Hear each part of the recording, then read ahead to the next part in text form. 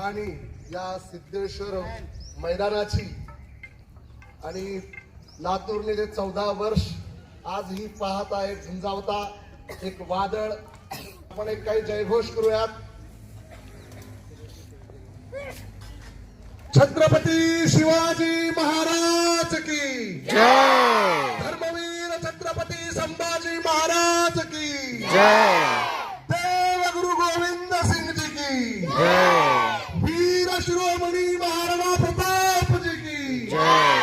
भारत माता की भारत माता की वंदे वंदे वंदे.